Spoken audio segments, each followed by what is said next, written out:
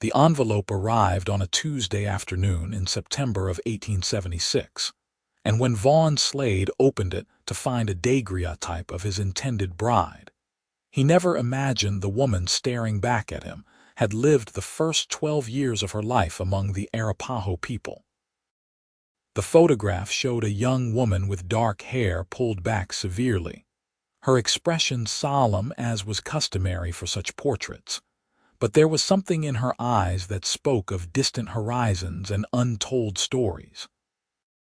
Vaughn ran his calloused thumb across the image and wondered what twist of fate had led a woman from Boston to answer his advertisement for a mail-order bride, never suspecting that Boston was only part of her journey.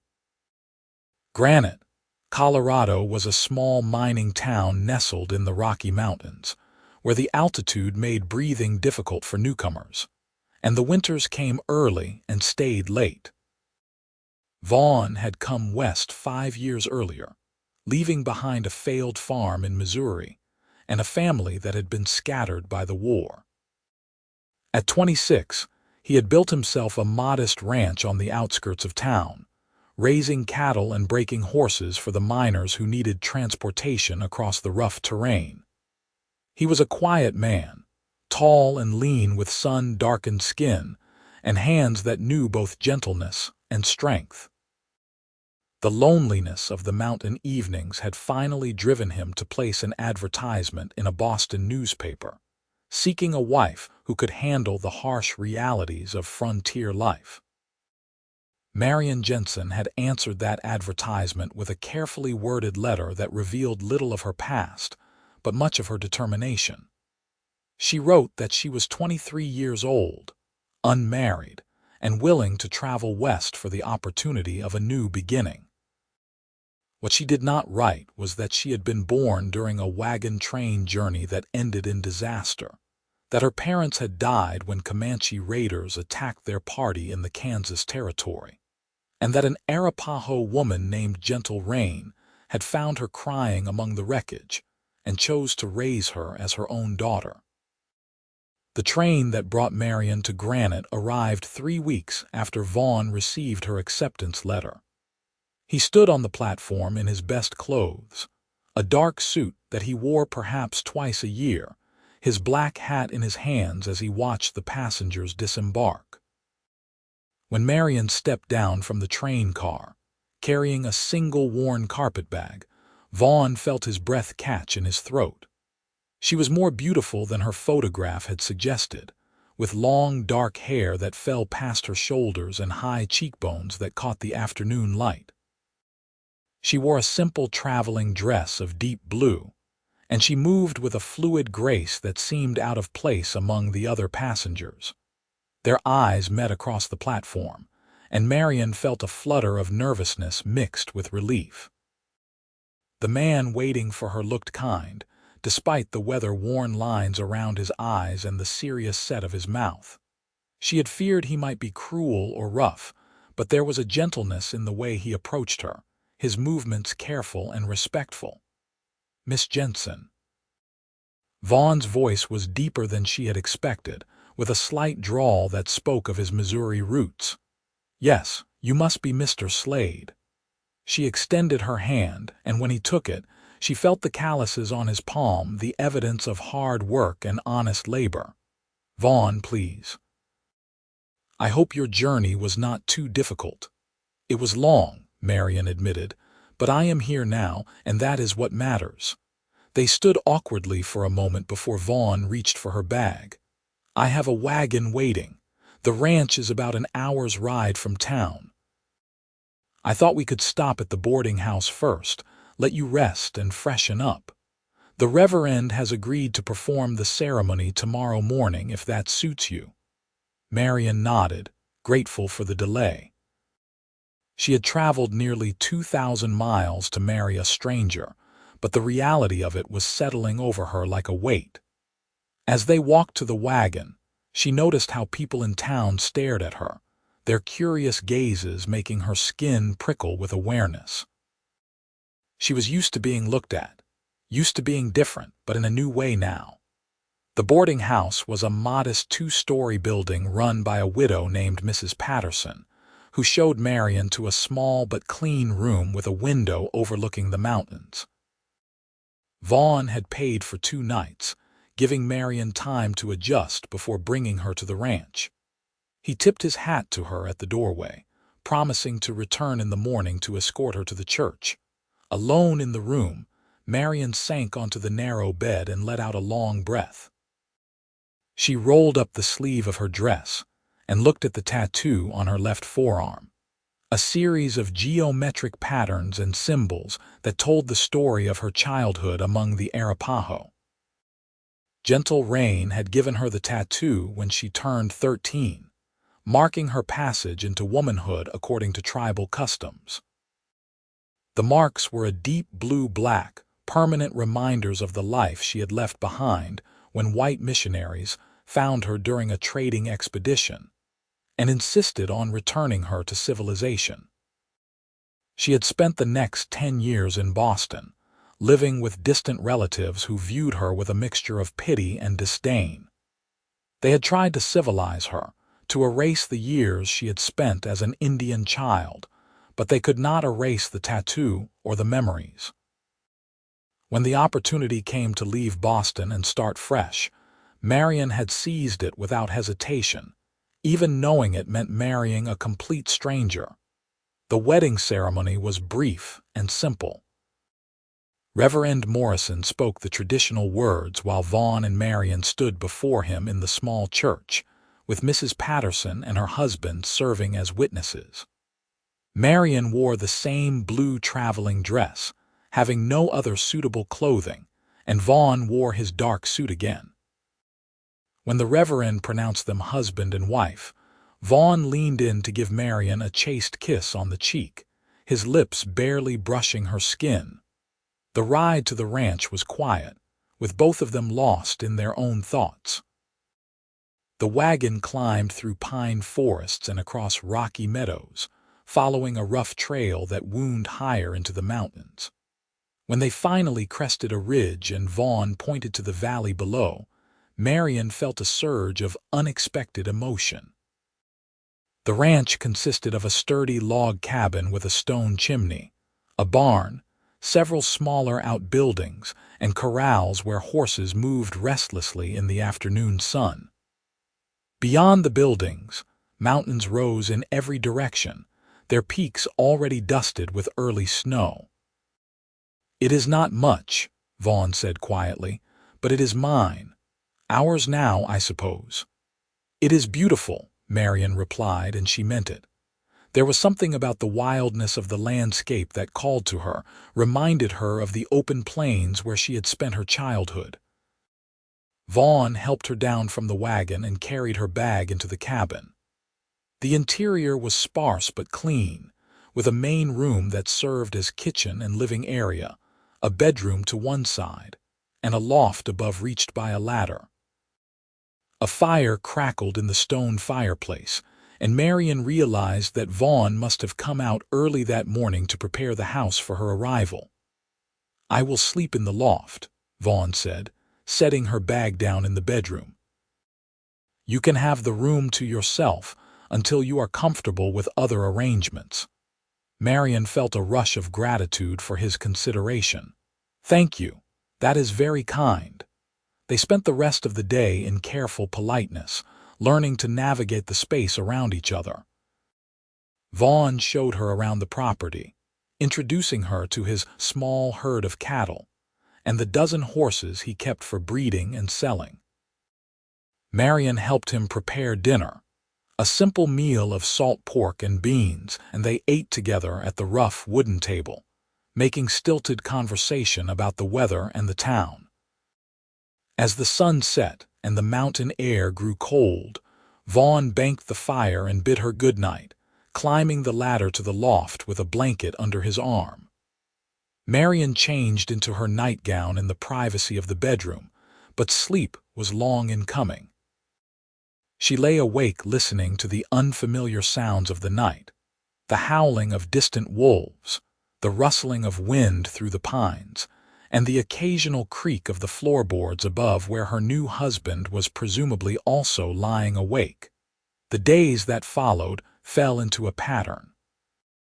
Vaughn rose before dawn to tend the animals, and Marianne learned the rhythms of ranch life. She discovered she had a natural affinity for the horses, and they responded to her gentle touch and soft words.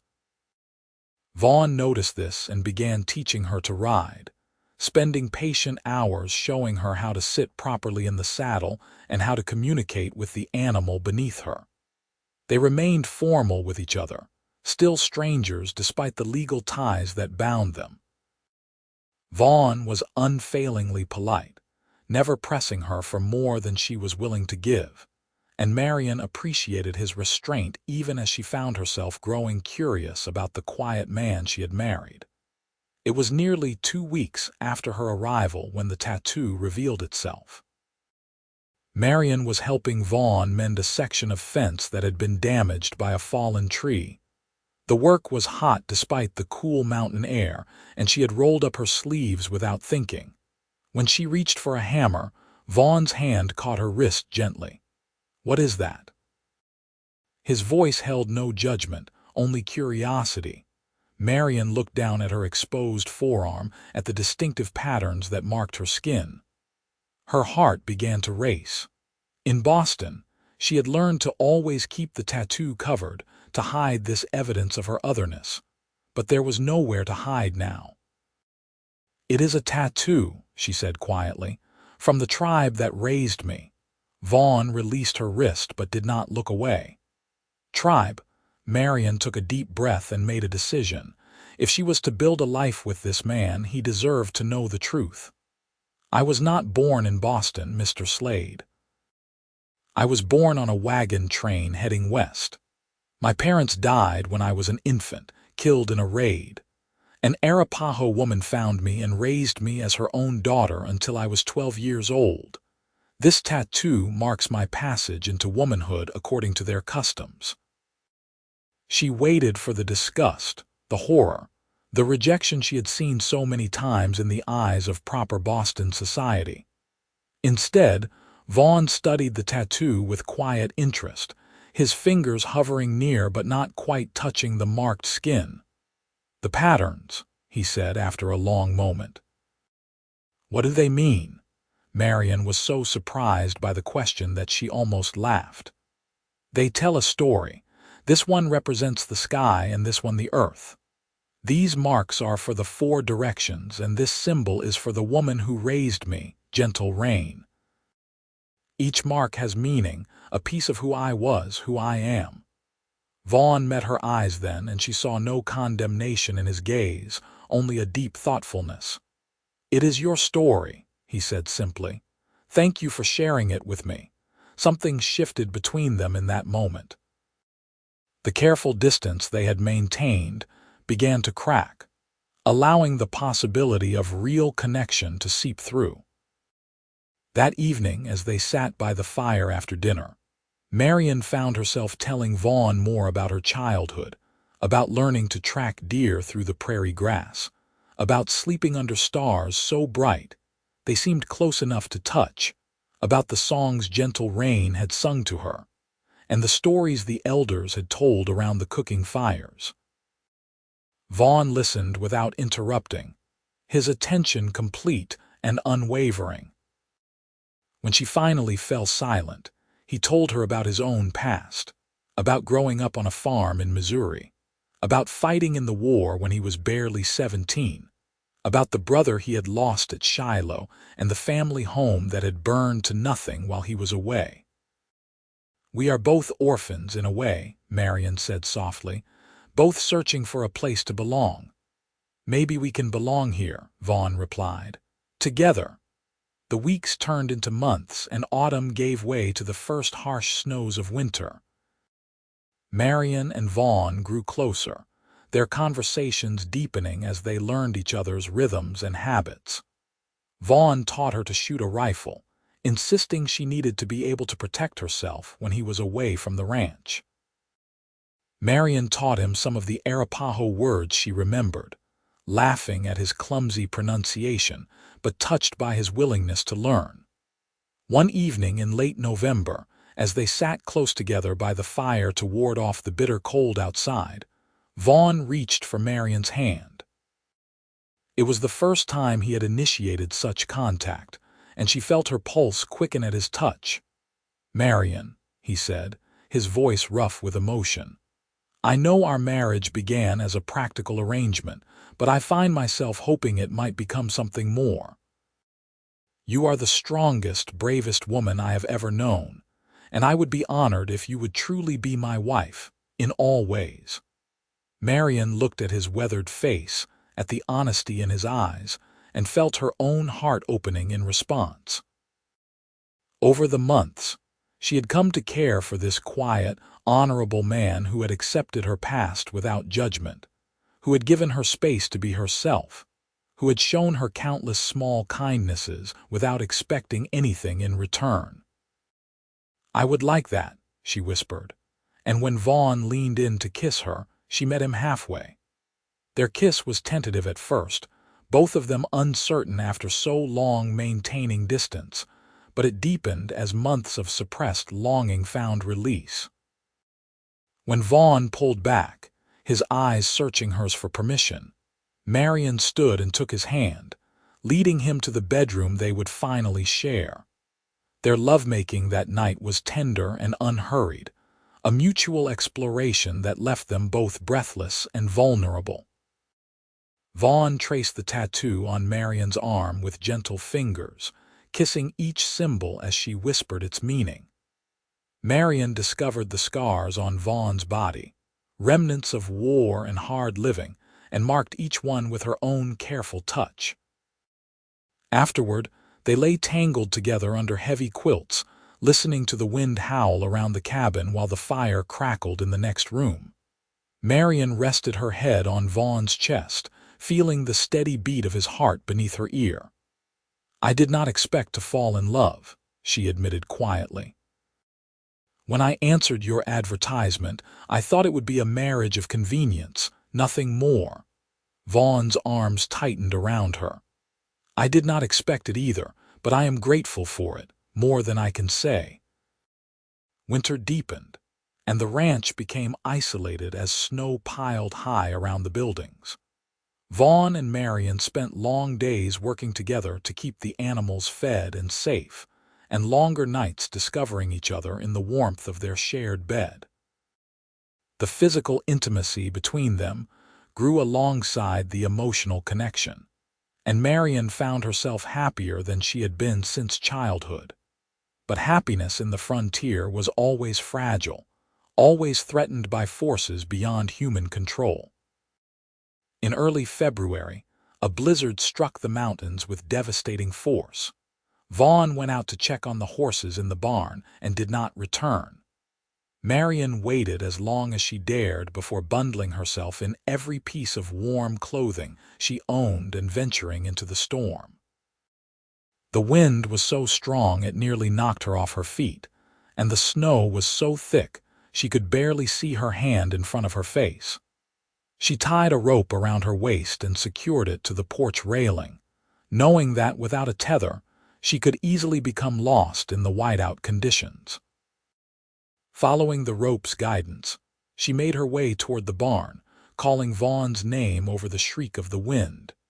She found him collapsed halfway between the barn and the house, his face pale and his breathing shallow. A fallen beam from the barn roof had struck him across the shoulders, knocking him down, and the cold was already seeping into his bones. Marianne used every ounce of strength she possessed to drag him back toward the cabin, following the rope she had so wisely secured. Her muscles screamed with the effort, and several times she thought she might have to give up, but the thought of losing Vaughn drove her forward. She got him inside and stripped off his frozen clothes, wrapping him in blankets and placing him as close to the fire as she dared. His skin was dangerously cold to the touch, and she knew that frostbite was a real possibility. Drawing on memories of treatments gentle rain had taught her, Marianne warmed water and used cloths to gradually restore heat to Vaughn's extremities, being careful not to warm him too quickly. She brewed tea from herbs she had gathered in the autumn, forcing the hot liquid between his lips a sip at a time. For 3 days, the blizzard raged while Marianne nursed Vaughn back from the edge of death. She barely slept, dividing her time between tending him and making dangerous trips to the barn to feed the animals. On the 4th day, the storm finally broke, and Vaughn's eyes opened with clear awareness for the first time. "Marianne," he croaked, his voice weak but present. "I am here," she said, taking his hand in both of hers. "You are safe now. You saved my life. You would have done the same for me." Vaughn recovered slowly over the following weeks. The beam had bruised his shoulders and back badly, but had broken nothing, and the frostbite damage was minimal thanks to Marianne's quick action and knowledge. As he regained his strength, he watched his wife with new eyes, seeing in her not just beauty and kindness but a fierce capability that matched the harsh demands of their environment. "Where did you learn those healing techniques?" he asked one evening as she changed the poultices on his bruises. Gentle Rain was a healer in her tribe. She taught me many things about plants and medicines, though I had almost forgotten until I needed them. Marianne's hands moved with practiced efficiency. "Sometimes I wonder what my life would have been if the missionaries had never found me, if I had stayed with the Arapaho." "Do you regret leaving?" Marianne considered the question seriously. "I regret that I had no choice in it. The missionaries believed they were saving me, returning me to my own people, but the Arapaho were my people in every way that mattered. Still, if I had not been taken, I would never have come to Colorado, never have met you, and I cannot regret that." Vaughn reached up to cup her face with his hand. "I love you, Marianne Slade. Every part of you, every story written on your skin and in your heart." "I love you too," she whispered and kissed him gently. Spring came late to the mountains that year, but when it finally arrived, it brought with it a renewal of life and hope. Vaughn was fully recovered, and together he and Marianne worked to repair the damage the winter had caused to the ranch. They mended fences, patched the barn roof, and welcomed new foals from the mares that had survived the harsh season. One morning in early May, Marianne woke feeling queasy and realized with a start that her monthly courses had not come. She said nothing to Vaughn at first, waiting to be certain, but as the weeks passed and her body began to change in familiar ways, she could no longer deny what was happening. She chose a quiet evening to tell him, after they had finished dinner and were sitting together on the porch watching the sunset paint the mountains in shades of gold and rose. "Vaughn, I have something to tell you." He turned to her, hearing the seriousness in her tone. "What is it?" "I am with child. We are going to have a baby." The joy that blazed across his face was like nothing she had ever seen. He pulled her into his arms, holding her close but carefully as though she might break. "Are you certain?" "As certain as I can be." "I think the baby will come in late autumn, around October or November." Vaughn pulled back to look at her, his eyes bright with unshed tears. "A child, our child. Marianne, you have made me the happiest man alive." The pregnancy progressed smoothly through the summer months. Marianne continued to work alongside Vaughn, though he fussed over her constantly, trying to prevent her from doing anything too strenuous. She tolerated his concern with amused patience, knowing it came from love even when it bordered on excessive. In July, a group of traveling Arapaho came through the area, heading north toward their summer hunting grounds. Vaughn rode into town and brought back word that they were camped near the river, and Marianne felt her heart leap with a mixture of hope and trepidation. "Would you like to visit them?" Vaughn asked carefully. "I could go with you if you wanted." Marianne had not seen any of her adopted people in over 10 years, had not heard her native tongue spoken or participated in the customs that had once been as natural to her as breathing. Part of her longed to reconnect with that past, but another part feared the pain of seeing what she had lost. "Yes," she said finally, "I would like that very much." They rode out the next morning, Marianne on the gentle mare Vaughn had given her and Vaughn on his steady gelding. As they approached the camp, Marianne felt anxiety clench in her stomach. Would they remember her? Would they accept her after so long living among the white people? Would gentle Rain be there? The camp consisted of perhaps 15 lodges arranged in a loose circle. Children played in the grass while women worked on tanning hides and men sat in groups talking and smoking. As Marianne and Vaughn approached, an older man stepped forward to greet them. He spoke in Arapaho, and Marianne responded haltingly in the same language, her tongue stumbling over words she had not used in years. The man's eyes widened as he studied her face. "Little Skywalker, is it you?" The name hit Marianne like a physical blow. Little Skywalker had been her Arapaho name, given to her because she had learned to walk during a time when the northern lights were dancing across the sky. "Yes," she whispered. "It is me. I am called Marianne now, but I was Little Skywalker." The man, who identified himself as Running Elk, called out to the camp, and people began to gather around. Marianne searched the faces desperately, looking for the one she most wanted to see. And then, from one of the lodges, an older woman emerged, her hair now streaked with gray but her face still beloved and familiar. "Gentle Rain," Marianne breathed. And suddenly she was running, propriety forgotten, throwing herself into the arms of the woman who had raised her. They held each other and wept, both of them speaking at once in a mixture of Arapaho and English. Gentle Rain touched Marianne's face, her hair, her hands, as though assuring herself that this was real. Then her eyes fell on the tattoo, still vivid on Marianne's forearm, and fresh tears spilled down her weathered cheeks. "You kept the marks," she said in Arapaho. "You did not let them take this from you." "I could not," Marianne replied in the same language. "It is part of who I am." "You are part of who I am." Vaughn hung back, giving them space for their reunion, but Marianne reached out to draw him forward. She introduced him in English, then translated into Arapaho, explaining that he was her husband and that she carried his child. Gentle Rain studied Vaughn with shrewd eyes, asking him questions through Marianne's translation. She wanted to know if he treated Marianne well, if he honored her, if he accepted her past. Vaughn answered honestly, his respect for the older woman evident in his tone and bearing. Finally, Gentle Rain nodded, apparently satisfied. She invited them to stay for a meal, and they spent the afternoon and evening with the tribe, sharing food and stories. Marianne felt something in her soul settle and heal as she sat among people who remembered her, who accepted her without question, who saw her tattoo as a mark of honor rather than shame.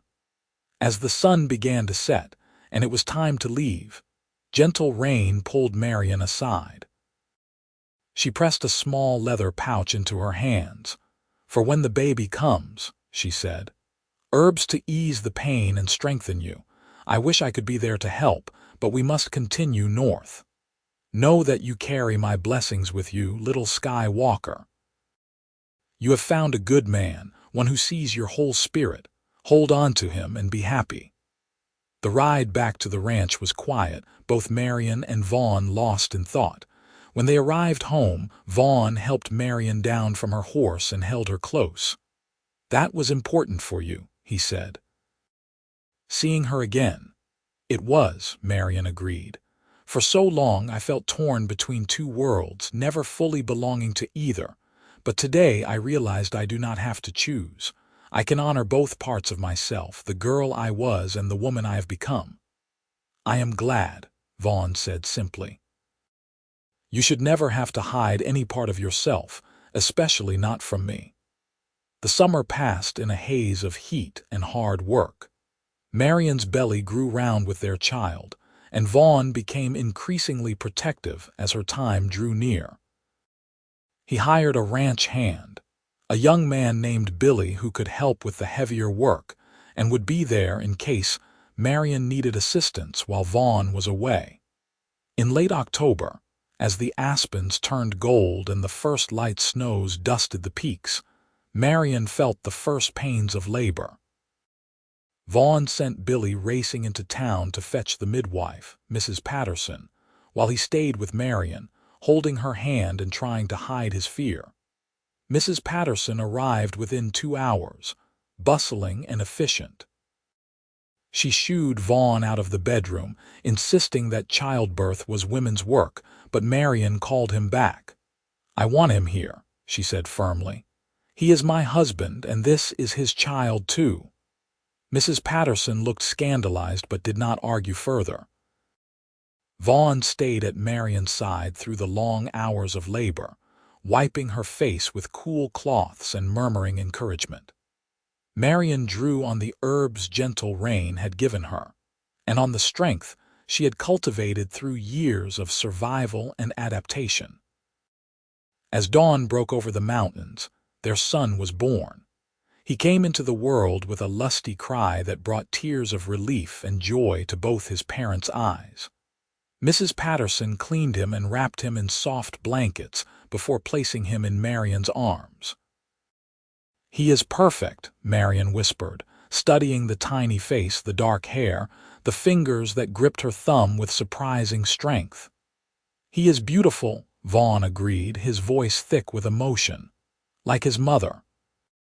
They named him William Gentle Slade, honoring both Vaughn's brother who had died in the war and the Arapaho woman who had saved Marianne's life and raised her with love. Little William was a healthy, thriving baby who seemed to take to ranch life from the beginning. He slept soundly through the sounds of cattle and horses, and as he grew, he showed the same affinity for animals that his mother possessed. The first year of William's life passed in a blur of sleepless nights and joyful discoveries. Marianne and Vaughn learned to navigate parenthood together, sharing the responsibilities and marveling at each milestone. William's first smile, his first laugh, his first tentative steps, all filled them with wonder. The ranch prospered as well. Word had spread about Vaughn's skill with horses and Marianne's gentle training methods, and they had more business than they could handle. They expanded the corrals and built a larger barn, hiring additional help during the busy seasons. When William was 2 years old, Marianne discovered she was pregnant again. This time, she was less nervous, more confident in her ability to bring a child safely into the world. Their daughter was born in the spring of 1880, during a thunderstorm that rattled the windows and made the whole cabin shake. They named her Grace Sky Slade, the middle name another nod to Marianne's Arapaho heritage. Grace was quieter than her brother, with her mother's dark eyes and her father's serious expression. She seemed to study the world around her with intense concentration, missing nothing. As she grew, she showed a particular talent for observation and an uncanny ability to understand what others were feeling. The years flowed past like water, each one bringing its own joys and challenges. There were hard winters when they struggled to keep the animals alive, and dry summers when water became precious. There were times when Vaughn was injured working with difficult horses, and times when Marianne fell ill with fever. But they faced each trial together, their love deepening with each shared hardship and triumph. When William was 6 and Grace was 4, they welcomed a third child, another son they named Thomas Running Slade. Thomas was a whirlwind from birth, active and curious and constantly getting into mischief. He kept Marianne and Vaughn on their toes, but his infectious laughter and boundless energy brought fresh life to the ranch. Marianne sometimes took the children to visit when traveling Arapaho groups came through the area, teaching them about their mixed heritage and making sure they understood the significance of the tattoo on her arm. William, Grace, and Thomas grew up knowing they carried two bloodlines, two sets of traditions, and they learned to honor both. Vaughn proved to be a devoted father, patient and loving with all three children.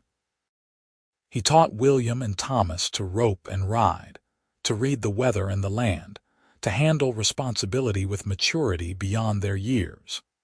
He encouraged Grace's quiet intelligence, spending hours reading to her from the few books they owned and answering her endless questions about the world. The town of Granite grew around them, becoming more civilized with each passing year.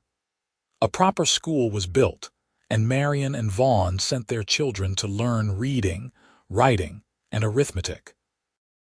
The teacher, a stern woman from Philadelphia, initially looked askance at the Slade children with their talk of Arapaho traditions and their mother's visible tattoo. But their intelligence and good behavior soon won her over. In the summer of 1885, when Marianne was 32 and Vaughn was 35, they took their family on a journey to visit Gentle Rain one final time. The old woman had sent word through traveling traders that she was dying and wished to see little Sky Walker once more before she crossed to the spirit world. They traveled for 3 weeks across the high plains of Wyoming, following directions to the summer camp where Gentle Rain's band had settled. The children were fascinated by the journey, seeing landscapes and wildlife they had only heard about in stories. Vaughn navigated the unfamiliar territory with his usual competence, and Marianne felt her heart both lift and ache as they drew closer to the woman who had been more than a mother to her. They found the camp near a river, in a valley where the grass grew tall and sweet. Gentle Rain was indeed failing, her body wasted by illness, but her eyes were still bright when they fell on Marianne. "Little Sky Walker," she breathed. "You came." "Of course I came," Marianne said, kneeling beside the bed where Gentle Rain lay. "How could I not?" Gentle Rain met her grandchildren, touching their faces with wonder and speaking to them in Arapaho. William, who had been studying the language with his mother, responded haltingly, bringing a smile to the old woman's face. She blessed each child in turn, marking their foreheads with sacred ash and praying for their health and happiness. To Marianne, she gave her final gift, a set of traditional Arapaho clothing that had been carefully preserved for decades. "For you," she whispered. "So you never forget where you came from, who you were, who you still are beneath the white woman's dress." "I could never forget," Marianne promised, tears streaming down her face. "You gave me life twice, once when you found me in the wreckage and again when you raised me with such love. I will carry you in my heart until my last breath." Gentle Rain smiled and closed her eyes. "Then I am content. I go to join my ancestors knowing that little Sky Walker found her path, that she is loved and honored, that her children will carry the old ways forward into a new world." She died peacefully that night, with Marianne holding her hand and singing the old songs in a voice rusty with disuse, but strong with feeling. The tribe mourned her according to their traditions, and Marianne participated in the ceremonies, her children watching with wide eyes as their mother danced and chanted in ways they had never seen.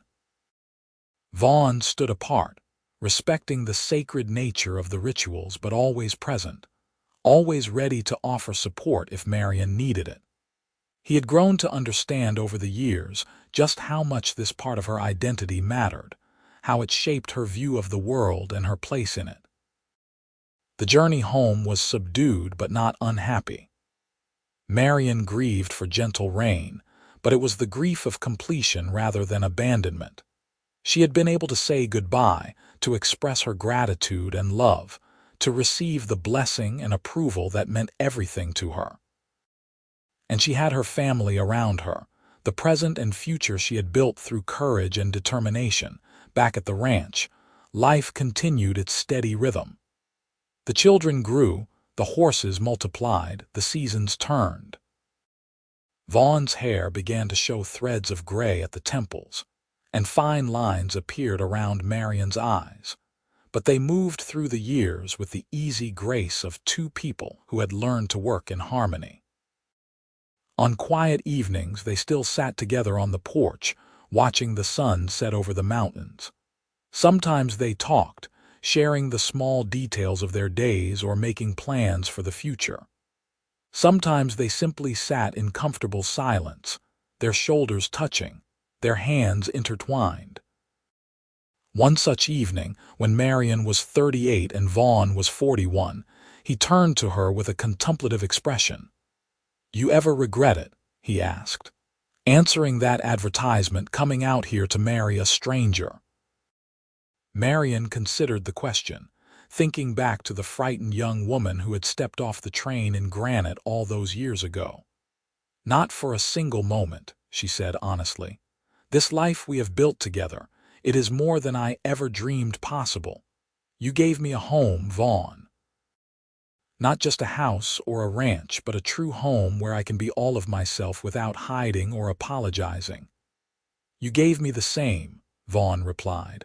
"Before you, I was just existing, going through the motions. You taught me how to live again, how to hope and dream and love. You are the best thing that ever happened to me, Marianne Slade."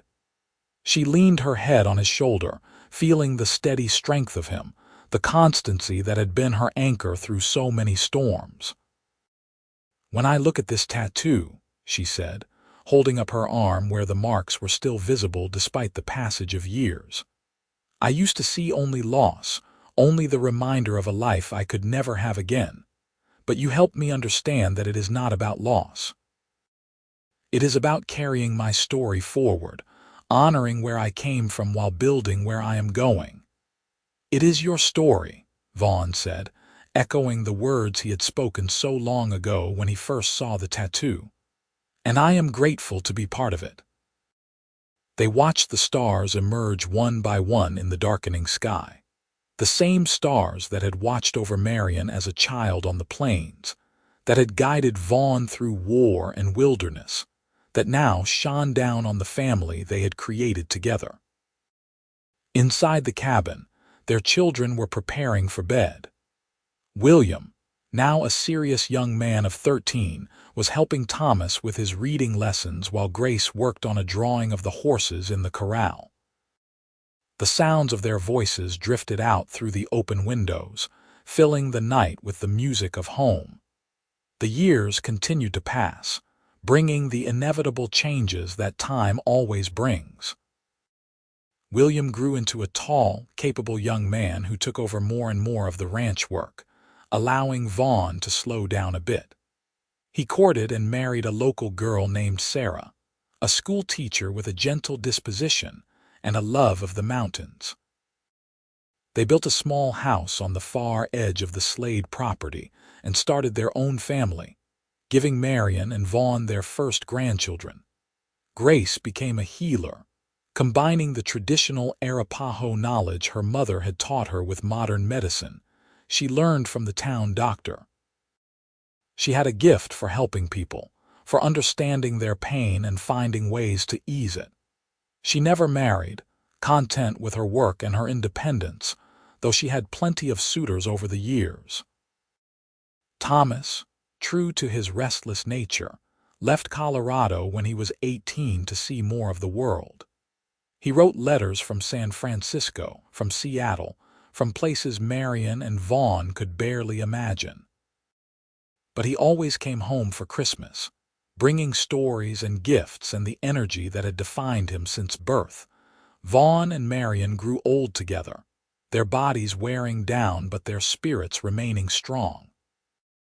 They celebrated their 25th wedding anniversary with a party that brought together people from all over the territory. ranchers and miners, townspeople and traveling traders, even a small group of Arapaho who came to honor Marianne and the way she had bridged two worlds. At the party, Vaughn stood and raised his glass in a toast. "To my wife," he said, his voice still strong despite his 61 years. "The bravest, strongest, most beautiful woman I have ever known.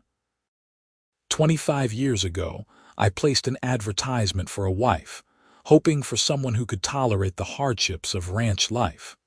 What I got instead was a woman who transformed my life in ways I never imagined possible. Marianne, you are my heart, my home, my everything. Here is to 25 more years, God willing." Marianne stood and kissed him, not caring that everyone was watching, not caring about propriety or convention. "And here is to you," she said, "the man who looked at my tattoo and saw not shame but story, who accepted me completely when I had given up hope of ever being truly seen. I love you, Vaughn Slade, today and always." The party continued late into the night, with music and dancing and laughter echoing across the mountain valley. Their grandchildren played together while their children watched with fond smiles. Friends old and new shared stories and memories, celebrating not just a marriage but the life that had grown from it. As the stars wheeled overhead and the party finally began to wind down, Marianne and Vaughn slipped away from the crowd, walking hand in hand to the place where they had first worked together mending that fence, where Vaughn had first seen her tattoo and asked about its meaning.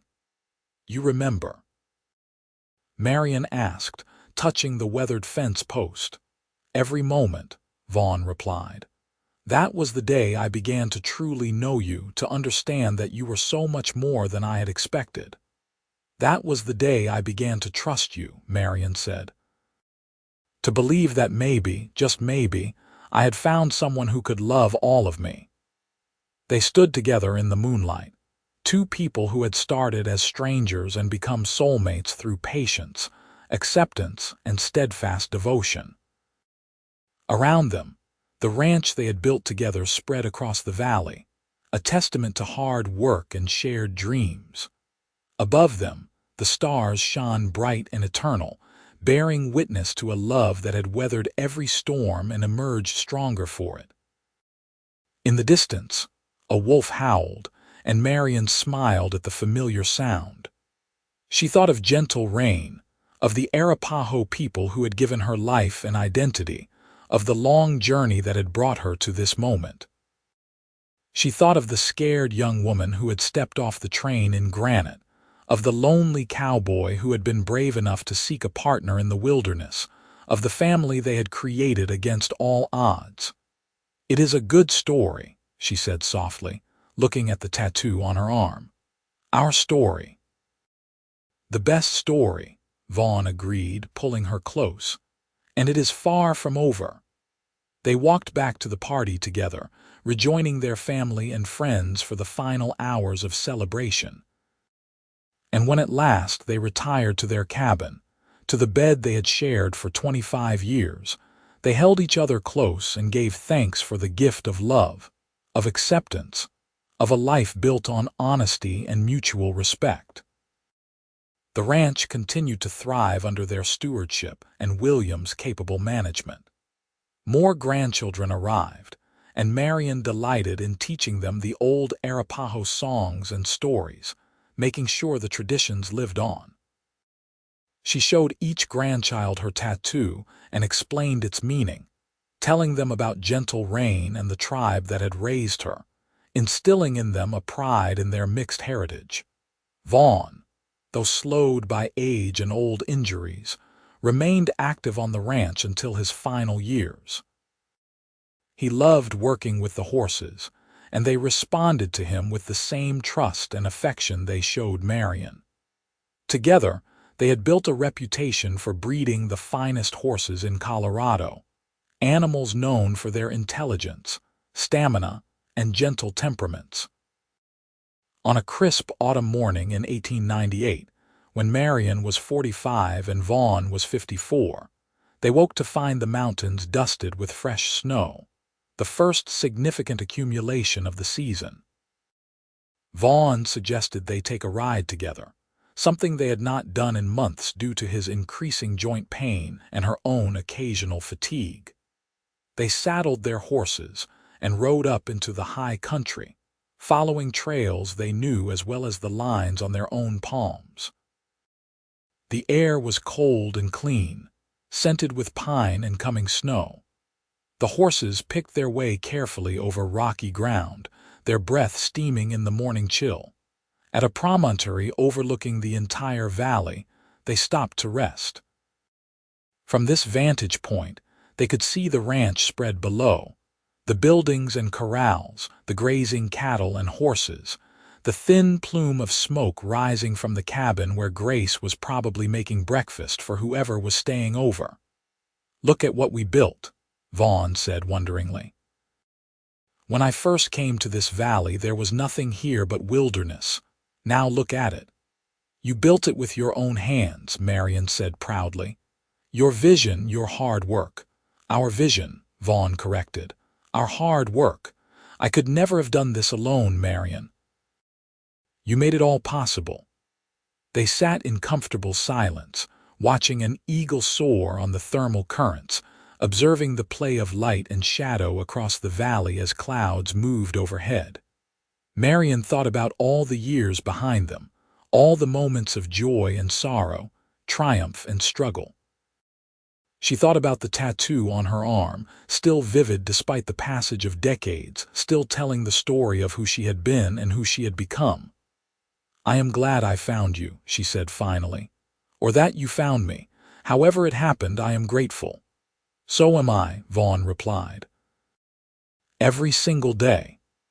They rode back down to the ranch as snow began to fall in earnest, big fluffy flakes that caught in their hair and on their coat sleeves.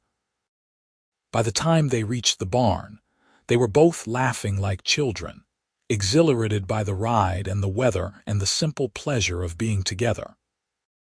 That night, gathered around the dinner table with Grace and William's family, with Thomas who had come home for a visit, Marianne looked at the faces of those she loved most in the world and felt her heart swell with contentment. This was what she had always wanted, even when she did not know it was possible. A family bound not just by blood but by choice, by love, by the determination to honor each person's unique story and identity. The years rolled on, bringing the turn of the century and all the changes that came with it. The Wild West was becoming less wild, more settled and civilized. Automobiles began to appear on the roads, though most people in the mountains still relied on horses. Electricity came to town, though the ranch remained lit by lanterns and heated by wood stoves. Through it all, Marianne and Vaughn remained constants, the bedrock on which their family built their lives. They celebrated 50th birthdays and 60th, watched their grandchildren grow and their great-grandchildren arrive. They buried friends and made new ones, adapted to changes and held fast to traditions that mattered. Marianne never forgot her Arapaho heritage, even as the tribe's presence in Colorado dwindled and reservations became the new reality for Native peoples.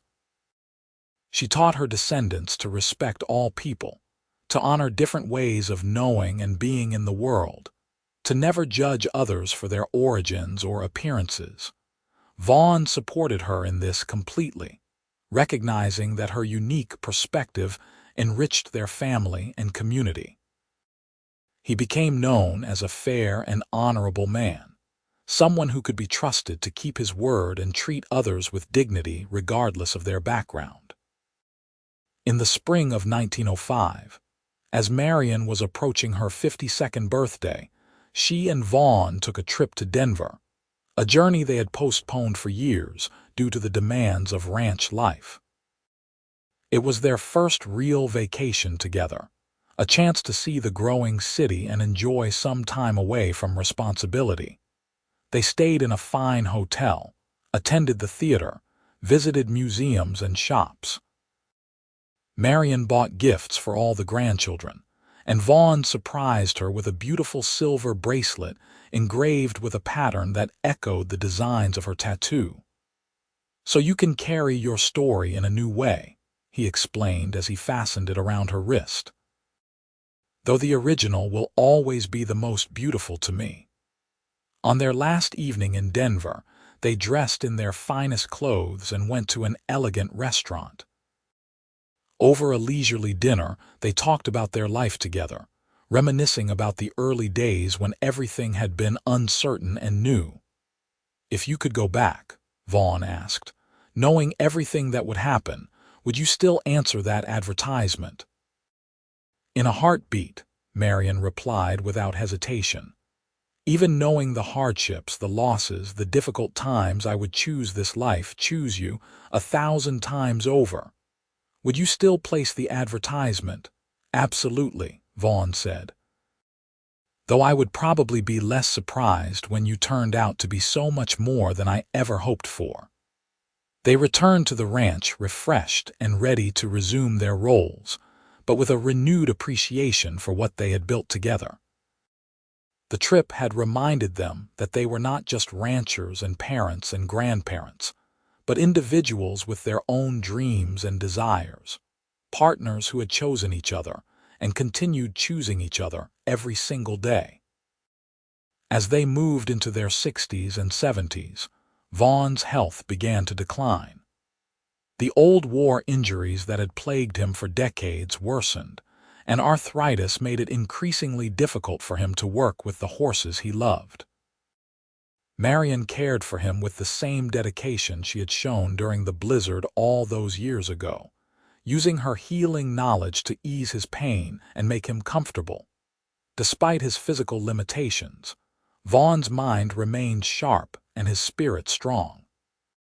He spent his days sitting on the porch, watching the ranch operations and offering advice when asked. The grandchildren loved to visit him there, listening to his stories about the early days and learning from his accumulated wisdom. Marianne, blessed with robust health, continued to be active well into her 70s. She still worked with the horses when she could, still tended her garden of medicinal herbs, still welcomed visitors and family with open arms and warm food. On their 50th wedding anniversary in 1926, the family organized another celebration, even larger than the one 25 years earlier. People came from across Colorado and beyond to honor the couple who had become legendary in their own way, symbols of enduring love and mutual respect in a rapidly changing world. William, now a grandfather himself, stood to give a speech. "My parents taught me many things," he said, his voice carrying across the assembled crowd. "They taught me to work hard, to honor my word, to respect the land and the animals in our care. But most importantly, they taught me what real love looks like. Not the passionate romance of storybooks, though they had that too, but the deep, abiding partnership that weathers every storm and grows stronger with time." Grace added her own tribute, speaking of how her mother had shown her that it was possible to honor multiple identities, to be both Arapaho and white, traditional and modern, healer and rancher's wife. "She never let anyone tell her who she had to be," Grace said. "She chose for herself, and in doing so, she gave me permission to do the same." Even Thomas, usually more comfortable with action than words, spoke emotionally about his father's quiet strength and his mother's fierce love. "They made us feel safe enough to take risks," he said. "They gave us roots and wings, and that is the greatest gift parents can give their children." When it was Marianne's turn to speak, she stood with Vaughn's hand clasped in hers, looking out at the sea of beloved faces. 50 years ago, I stepped off a train in Granite, terrified and uncertain, hiding a part of myself that I feared would bring rejection. Instead, I found a man who looked at my deepest secret and saw only beauty. Vaughn gave me the freedom to be fully myself, and in return, I gave him my whole heart. Everything good in my life flows from that moment when he chose acceptance over judgment, love over fear. She touched the tattoo on her arm, still visible despite the wrinkles and age spots that marked her skin. This tells the story of my first life, the child raised by the Arapaho, but I carry other stories too, written not on my skin but in my heart. The story of a cowboy who became my husband, my partner, my truest friend. The story of children and grandchildren and great-grandchildren who carry forward the best of all the traditions that shape them. The story of a life well lived, full of love and purpose and belonging. She turned to Vaughn, seeing the moisture in his eyes, the soft smile on his weathered face. "You are my story," she said softly. "The best chapters, the ones I would read over and over, they are all about you and me and the life we built together." Vaughn pulled her down for a kiss, gentle and sweet, and the crowd erupted in applause and cheers. The party continued long into the night, 3 generations celebrating together, bound by blood and love and shared history. In the quiet hours after midnight, when most of the guests had finally departed or found places to sleep, Marianne and Vaughn sat together on their familiar porch, wrapped in blankets against the cool mountain air. 50 years, Vaughn mused. Sometimes it feels like yesterday, and sometimes it feels like forever. Both, Marianne agreed. Time is strange that way. Do you think we will get another 50? Marianne laughed softly. That would make us well over 100 years old. I think that might be asking too much. Then I will settle for whatever we get, Vaughn said. As long as I have you beside me, I will be content. They sat in companionable silence, watching the stars wheel slowly overhead, the same eternal dance they had witnessed for half a century. Around them, the ranch slept, secure in the knowledge that it would be there tomorrow and the day after, a legacy built to last. Vaughn lived for 3 more years after that anniversary celebration, passing peacefully in his sleep on a cold January night in 1929. He was 78 years old, and he had lived to see his children prosper, his grandchildren grow, and his great-grandchildren take their first steps. Marianne was beside him when he died, holding his hand and singing the old Arapaho song that gentle rain had taught her about the journey to the spirit world. The grief was profound, a wrenching loss that left Marianne feeling incomplete for the first time in over 50 years. But she was surrounded by family who loved her, supported by the community she and Vaughn had helped build, sustained by the knowledge that they had truly lived their vows, together in sickness and health, for better and worse, until death parted them. She continued to live on the ranch for another 8 years, still active and engaged despite her advancing age. She taught her great-grandchildren about their heritage, showed them her tattoo and explained each symbol, made sure they understood the importance of honoring all parts of their identity. On a warm summer evening in 1937, just a few months after her 84th birthday, Marianne Slade passed away quietly in the bedroom she had shared with Vaughn. Grace was with her, holding her hand and wiping her brow, providing the same comfort Marianne had given to so many others over the years. "Tell them," Marianne whispered with her last breaths. "Tell them it was a good story. Tell them it was all worth it, every moment." "I will, Mama," Grace promised through her tears. "I will make sure they never forget."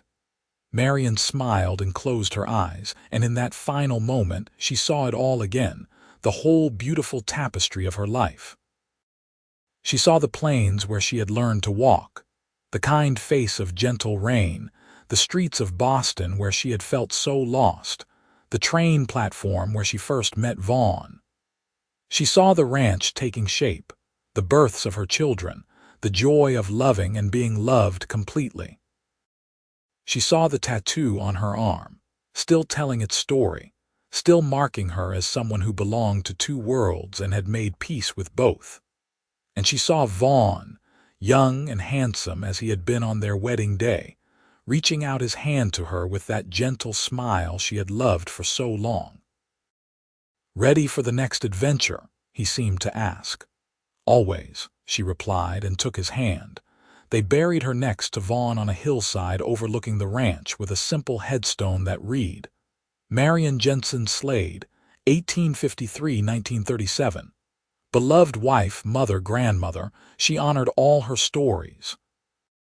At the funeral, attended by what seemed like half of Colorado, Grace stood and spoke about her mother's legacy. She talked about the importance of acceptance, of honoring heritage, of building bridges between different cultures and traditions. She showed the mourners her mother's tattoo, preserved according to Marianne's wishes, and explained what each symbol meant. "My mother taught us that we carry our stories with us always," Grace said. "Some are written on our skin, some in our hearts, but all of them matter. All of them make us who we are." She lived her whole life as proof that it is possible to honor the past while building the future, to be true to yourself while adapting to new circumstances, to love completely despite fear and uncertainty.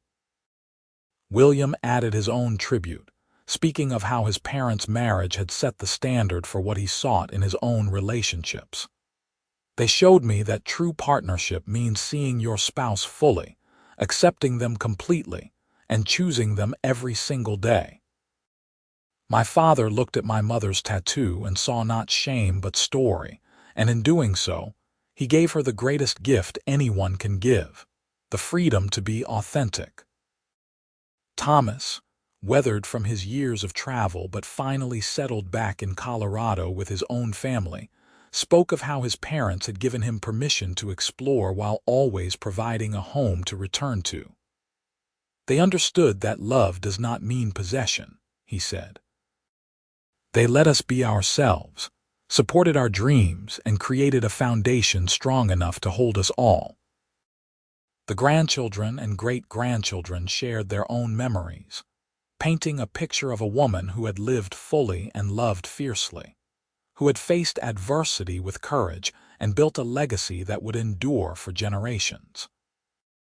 After the funeral, the family gathered at the ranch for a meal, continuing the tradition of coming together in times of both celebration and sorrow. They told stories about Marianne and Vaughn, laughing and crying as they remembered the two people who had brought them all into being. As the sun set over the mountains, casting long shadows across the valley, the family walked together to the fence where Vaughn had first seen Marianne's tattoo, where their true partnership had begun. Someone had carved their initials into the old fence post, VS and MJ, surrounded by a heart. "It is a good story," William said softly, echoing his mother's final words. "Their story, our story." "The best story," Grace agreed. And as the stars began to emerge in the darkening sky, the family stood together, bound by blood and love, and the legacy of two people who had shown them what it meant to live with authenticity, courage, and grace. The ranch would continue, passing down through the generations, a living testament to the mail-order bride who had carried her story on her skin, and the cowboy who had honored it with his whole heart. In the years that followed, the Slade family never forgot the lessons Marianne and Vaughn had taught them. They continued to honor both the Arapaho heritage and the American frontier traditions, creating a unique family culture that celebrated diversity and acceptance. The ranch remained in family hands, adapted to changing times while maintaining the core values that had guided its founding. Great-great-grandchildren who never met Marianne grew up hearing stories about the woman with the tattoo, about her courage and wisdom, about the love she shared with the cowboy who saw her completely. They learned to respect all people, to honor different ways of being, to choose love over fear in all circumstances. The tattoo itself was preserved and eventually donated to a museum, where it became part of an exhibit on frontier life and cultural exchange. Visitors would stand before it, reading the story of little Sky Walker who became Marianne Slade, and many would leave inspired by the tale of acceptance and enduring love. But the real legacy was not in museums or history books. It was in the lives of the descendants who carried forward the values Marianne and Vaughn had embodied, in the kindness they showed to strangers, in the bridges they built between different communities, in the love they chose to practice every single day. And on quiet evenings when the wind whispered through the Colorado pines, those who knew how to listen could almost hear two voices, laughing together in the twilight, still writing their story across the stars.